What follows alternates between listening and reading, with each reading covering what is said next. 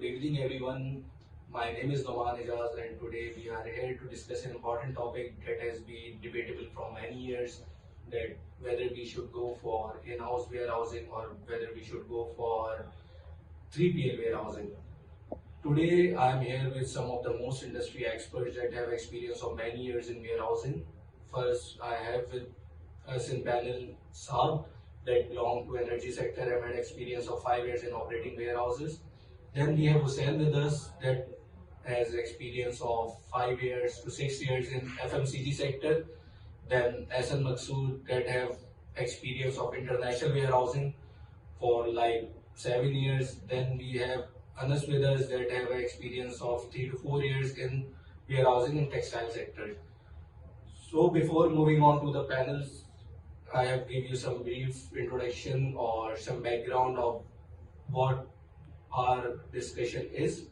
In my opinion, the in-house warehouse is better than a third party warehouse. Like हम लोग इसमें जो है वो अपने हिसाब से इन्वेंट्री कंट्रोल कर सकते हैं, अपना कस्टमाइज पैटर्न बना सकते हैं वेयरहाउस के अंदर, क्योंकि समटाइम्स जैसे मैं टेक्सटाइल इंडस्ट्री से हूँ, तो ऐसा होता है कि कुछ प्रोडक्ट्स ऐसे होते हैं जो फर्स्ट वॉल्यूम में बड़े अच्छे सेल हो जाते हैं और सेकंड वॉल्यूम में जो है वो इतनी अच्छी सेल नहीं आ रही होती। लेकिन हम लोग ने जो है वो इन्वेंट्री ऐसे जगह पे वेयर हाउस में रखी हुई होती है जो पहले आ रहा होता है, मतलब आप वेयर हाउस में जैसे ही जा रहा होता है तो फर्स्ट फ्लोर पे आ रहा होता है, तो ये टाइम ज़्यादा कंज्यूम होता है इससे और ऑपरेशंस में जो है वो काफ़ी मसले आते हैं। लाइक हम लोग जो है वो हमें कुछ स्ट्रेटजी पे भी जाना पड़ता है, कभी कभी कोई स्ट्रेटजी पे भी जाना पड़ता है, कभी जस्ट इन टाइम पे होता है। तो हम लोग ये तीनों चीज़ों को देखते हुए जो है ये अगर हम लोग इन हाउस वेयर हाउस करेंगे तो ये ज़्यादा बेटर होगा हमारे लिए, ना कि थर्ड पार्टी, क्योंकि थर्ड पार्टी जो है वो अपने हिसाब से देख रही होगी, उसको नहीं पता कि हमारी किस प्रोडक्ट की सेल अच्छी है, किस प्रोडक्ट की सेल अच्छी नहीं है, हमें कौन सा प्रोडक्ट जो है वो फॉरन चाहिए और कौन सा प्रोडक्ट जो है जिसमें अभी फिलहाल इतनी ज़रूरत नहीं है। तो इस तरीके से ऑपरेशंस जो है ना वो इन अगर हाउस कर ले हम लोग वेयर हाउस तो ये ज़्यादा बेटर है हमारे लिए। Okay, I'm not agree for your the opinion. क्योंकि एक्चुअली एनर्जी सेक्टर्स के अंदर मैं जब से डील कर रहा हूँ उसमें जो इन 3PL ही फॉलो किया जाता है।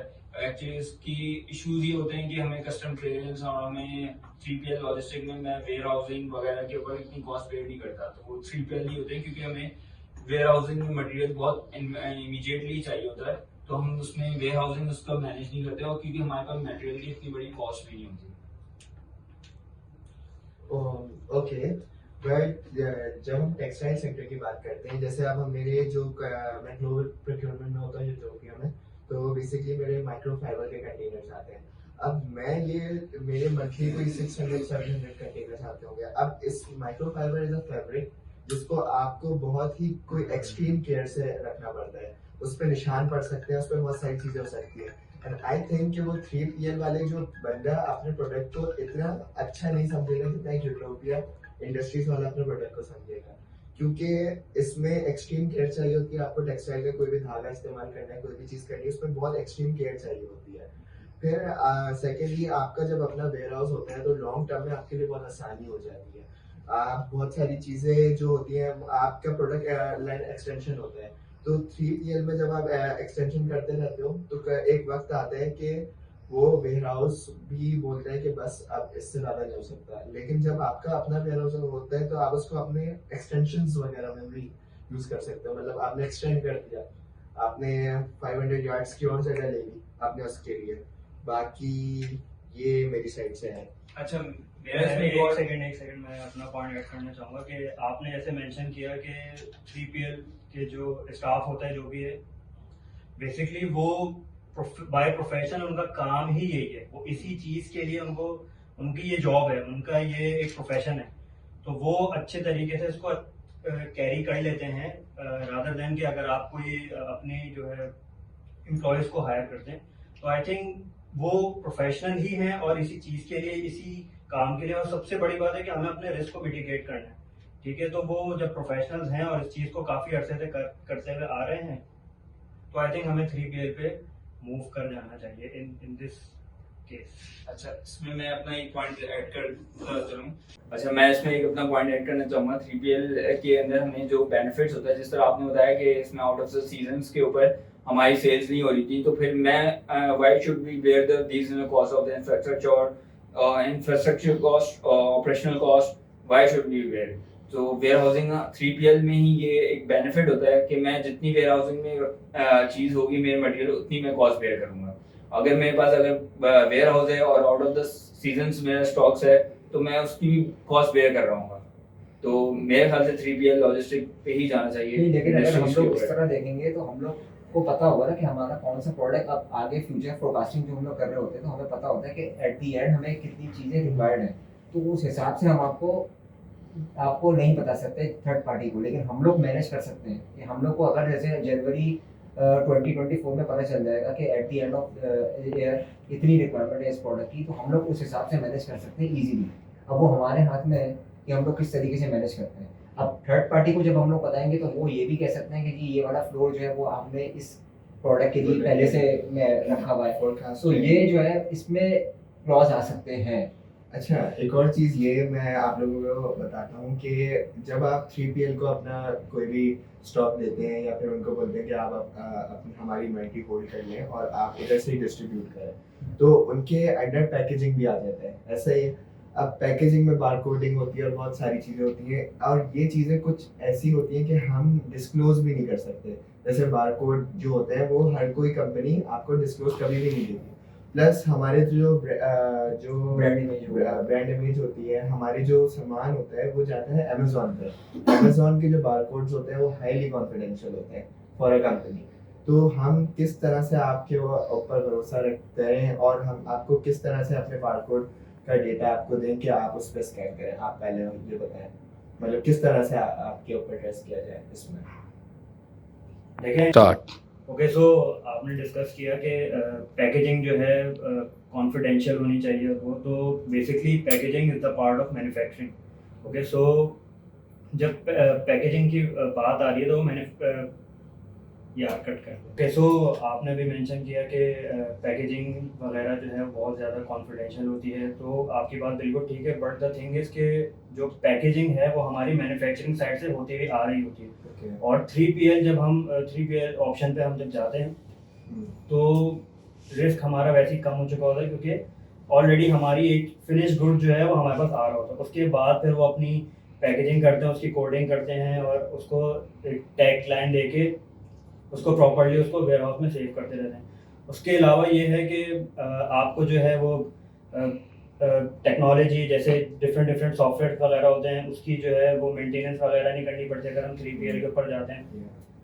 और जितना भी स्टाफ वगैरह उनकी सेफ्टी के लिए जो भी गैजेट्स वगैरह हैं या उनके जो ख़ास तरीके के जो कपड़े वगैरह होते हैं, उसके लिए आपको जो है इतनी कैपिटल वगैरह या अपना इन्वेस्टमेंट नहीं करना पड़ता, वो उनके अपने ही रिस्क के ऊपर होता है। तो I think 3PL is the better option than in house. But मेरे ख्याल से 3PL में एक मसला ये होता है कि आपकी डिपेंडेबिलिटी जो होती है वो 100% किसी और पे होती है, आपके प्रोडक्ट पे, आपके वेयर हाउस पे, और मतलब मैं टोटली डिपेंडेंट हूँ आपके वेयर हाउस पे। अब जब आपकी मर्जी होगी तभी मेरा सामान वहाँ से निकल सकता है, मैं कभी भी अपनी मर्जी से नहीं निकाल सकता। मैं आपको ऑर्डर दे सकता हूँ, लेकिन जब आपके पास अवेलेबल होगा, ट्रक अवेलेबल होगा, ट्रांसपोर्ट अवेलेबल होगा, तभी निकल सकता है। सेकेंडली, जिस कंपनी के साथ आप काम कर रहे हैं, अगर मैं भी उसी के साथ काम करूँ, मेरी जो इंडस्ट्री है वो मेमार में है और आपका वेयर हाउस है कोरंगी में, that is so far away from my side, like it's around 70 to 80 kilometres. तो मेरा ट्रांसपोर्टेशन कॉस्ट भी लगेगा इसमें, और बहुत सारी चीज़ें, अगर मुझे अपने लोगों को सर्वे कराना हो या अपना खुद ही किसी दिन मेरा दिल चाह स्टॉक देखने का या मेरे कोई नया रॉ मटेरियल है वो देखने का वो हो, तो मुझे 80 किलोमीटर्स ट्रैवल करना पड़ेगा, जो कि एक बहुत ही मेरे ऊपर कॉस्ट फैक्टर है। मैं इस बात पे एग्री करता हूँ, मगर इस चीज़ में एक हमारा इशू ये भी है कि जो जैसे 3PL वेयर हाउसिंग है, जो बहुत सारी कंपनीज यहाँ पे प्रोफेशनली काम कर रही हैं, तो वो ऑल थिंग 24/7 अवेलेबल होती हैं। इस तरह नहीं है कि आपका ट्रक उनके उस वो फैसिलिटीज जो भी प्रोवाइड करी होती हैं तो वो 24/7 अवेलेबल होती हैं। और दूसरा इसका इश्यूज ये होता है कि एक वेयर हाउस अगर आप खुद बिल्ड करते हो उस चीज़ को, तो उस पर आपको इंफ्रास्ट्रक्चर कॉस्ट बहुत ह्यूज पड़ती है। उसके पैलेट कॉस्ट, उसकी रेंट की, उसका सारी चीज़ें आपने ह्यूज एक कॉस्ट आपने बेयर करनी होती है उस सीजन्स में भी जहाँ आपकी सेल नहीं होती, और जहाँ आपकी सेल भी कुछ नहीं है, जहाँ आपका कैश फ्लो सारा स्टक हो रहा होता है उसकी वजह से। तो अगर आप 3PL में जाते हैं तो एक प्रोफेशनल कंपनीज बहुत मौजूद हैं, मोस्टली ज़्यादा MNCs 3PL पे ही काम कर रही हैं और सारी आउटसोर्स करके वेयर हाउसिंग हुई भी है ताकि उनको कॉस्ट मिनिमाइज पड़े और उनकी लेबर्स वगैरह बेयर नहीं करनी पड़े, कहीं पे भी इंफ्रास्ट्रक्चर ऑपरेशनल कॉस्ट वगैरह वो सारी वो मिनिमाइज कर रहे होते हैं वहाँ पे। Thank you to all the experts for sharing their opinion. We have different points, different opinions that whether we should go for 3PL warehousing or whether we should go for in-house warehousing. We have different points, but at the end we can say that it depends on the industry to industry, and secondly it depends on the location of the manufacturing facility. For example, as Asan said that he has a facility away from the city, तो उसमें ज़्यादातर यही option feasible होता है कि आप अपने ware house पर चले जाएं, अपनी इन्वेस्टमेंट खुद कर लें, क्योंकि वहाँ पे रेंट कॉस्ट आपको बहुत कम पड़ रही होती है। मेन जो इम्पोर्टेंट फैक्टर आता है 3PL वेयर हाउसिंग पे जाने का, या फिर एक तो आता है सबसे importantly cost factor. Cost factor किस तरीके से आता है कि एक कंपनी है आपको फॉर एग्जांपल वो 25 रुपीज़ पर डे पर पैलेट चार्ज कर रही है, और वही चीज़ आप जब अपना रेंट दे रहे हैं, अपनी इंफ्रास्ट्रक्चर कॉस्ट लगा रहे हैं, अपनी ऑपरेशन कॉस्ट लगा रहे हैं, वही आपको 25 रुपीज़ की जगह 30 से 35 रुपीज़ चली जाती है।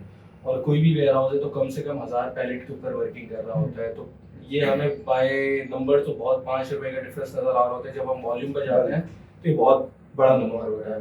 तो ये चीज़ है, जब आप अवे फ्रॉम द सिटी जाते हैं तो आपको ये सब कॉस्ट ऑलरेडी कम पड़ना शुरू हो जाती है। सेकेंडली जो हमारा पॉइंट आया एक और इस डिस्कशन के दौरान, वो था रिस्क का फैक्टर। बहुत इंपॉर्टेंट ना कि जब हम 3PL वेयर हाउसिंग पे जाते हैं तो हम रिस्क अपना फॉरवर्ड कर देते हैं या फिर ट्रांसफर कर देते हैं to a 3PL vendor. For example अगर हमारी कोई स्टोरेज के अंदर आ रहा है, हैंडलिंग में कोई मसला आ रहा है, या फिर इन्वेंट्री उसकी वजह से ख़राब हो रही है, या for example short expiry stock जा रहा है, तो या फीफो सही फॉलो नहीं हो रहा, लीफो सही फॉलो नहीं हो रहा, तो ये जितना भी रिस्क होता है ट्रांसफर हो जाता है 3PL वेंडर पे।